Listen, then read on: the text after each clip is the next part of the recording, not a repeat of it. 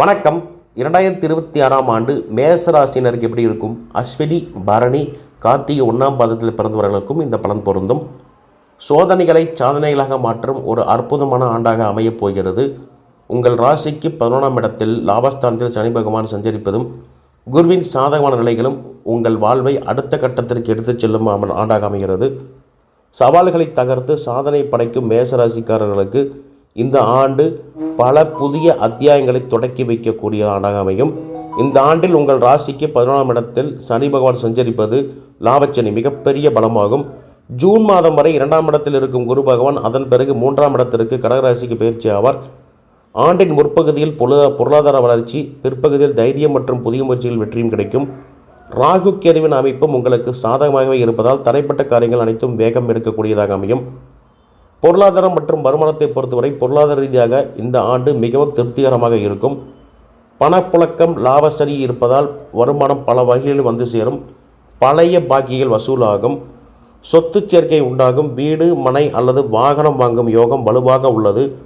June மாதத்திற்குள் செய்யும் முதலீடுகள் நீண்ட காலம் அடிப்படையில் பெரிய லாபத்தை தரும். குடும்பத்தில் உள்ள பெரியவர்களின் ஆலோசனையை தேவையற்ற செலவுகளை கட்டுப்படுத்தி சேமிப்பை உயர்த்தி கொடுக்கும். பொருளாதார ரீதியாக இந்த ஆண்டு உங்களுக்கு மிகவும் சாதகமாக இருக்கும். வருமானம் பல வழிகளிலும் பெருகும். நீண்ட நாட்களாக திரும்பி வராது என்று நினைத்த பணம் கைக்கு வந்து சேரும்.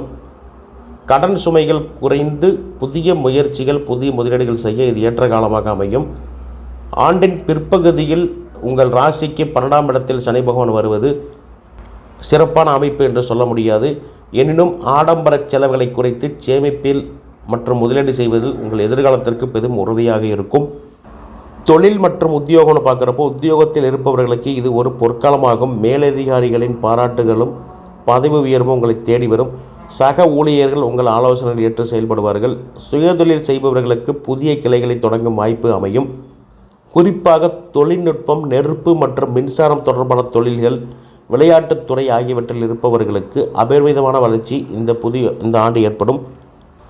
தொழிலில் புதிய கிளைகளை தொடங்குவதற்கான வாய்ப்புகள் கிடைக்கும். புதிய வாடிக்கையாளர்கள் கிடைப்பார்கள். ஏற்றுமதி, இறக்குமதி மற்றும் ரியல் எஸ்டேட் துறையில் இருப்பவர்களுக்கு இந்த ஆண்டு பொற்காலமாக இருக்கும் என்று சொல்லலாம். கூட்டாளியுடனான உணர்வு பலப்படும். குடும்பம் மற்றும் உறவுகள் வகையில் குடும்பத்தில் மகிழ்ச்சியும் நிம்மதியும் நிலவும். பிரிந்திருந்த தம்பதியினர் மீண்டும் இணைந்து வாழ்வதற்கான வாய்ப்புகள் கிடைக்கும். நீண்ட நாட்களாக காத்திருந்த புத்திர பாக்கியம் கைகூடும். பிள்ளைகளின் கல்வி மற்றும் ஆரோக்கியம் சிறப்பாக இருக்கக்கூடியதாக அமையும். திருமண வயதில் இருப்பவர்களுக்கு தகுந்த வரன் அமைந்து திருமண கோலாகலம் உண்டாகும். சகோதரர் வழியில் இருந்து வந்த பிணக்குகள் நீங்கி ஒற்றுமை பலப்படும். ஆன்மீக பயணம் மேற்கொள்வதற்கான வாய்ப்புகள், குடும்பத்தோடு சேர்ந்து ஆன்மீக பயணம் மேற்கொள்வதற்கான வாய்ப்புகளும் கிடைக்கும். குறிப்பாக இளைய சகோதரர்களுடன் இருந்த மன வருத்தங்கள் நீங்கும். அவர்களால் உங்களுக்கு சில உதவிகளும் நன்மைகளும் கிடைக்கும்.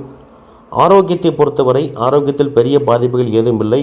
ராசிநாதன் செவ்வாயின் பலத்தால் உங்கள் ஆற்றல், சுறுசுறுப்பு அதிகரிக்கும். இருந்தாலும் உணவு பழக்கத்தில் சில கட்டுப்பாடுகள் அவசியம்.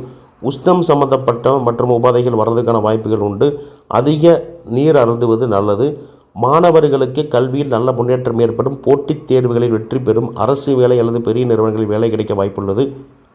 உயர்கல்விக்காக எடுத்த முயற்சிகள் கைகூடும். விளையாட்டுத் துறையில் உள்ள மாணவர்களுக்கு புதிய வாய்ப்புகள் மற்றும் பதக்கங்கள் கிடைக்க வாய்ப்புள்ளது. மேசராசினருக்கு வெற்றிக்கான ஆலோசனை பார்க்குறப்போ லாபங்கள் வரும்போது தலைக்கணம் கொள்ளாமல் நிதானமாக செயல்படுவது உங்கள் வெற்றியை தக்க வைக்கும். உங்களின் வேகத்தையும் உத்வேகத்தையும் சரியாக பயன்படுத்தினால் இந்த ஆண்டின் வெற்றியாளர் நீங்கள் தான். வழிபாடுகளை பார்க்குறப்போ செவ்வாய்க்கிழமை முருகப்பெருமானை வழிபடுவதும் கந்த சஷ்டி வாசிப்பதும் உங்களுக்கு பெரும் பாதுகாப்பையும் வெற்றியும் தரும். சனிக்கிழமையில் சனிபவனுக்கு நீல நிற மலர்கள் அர்ச்சனை செய்வது நன்மைகளை தரும். சுருக்கமாக சொன்னால் 2026ஆம் ஆண்டு மேசராசினருக்கு தடைகளை தகர்த்து வெற்றி கொடியை நாட்டும் உன்னதமான ஆண்டாக அமையும். வாழ்த்துக்கள். நன்றி. வணக்கம்.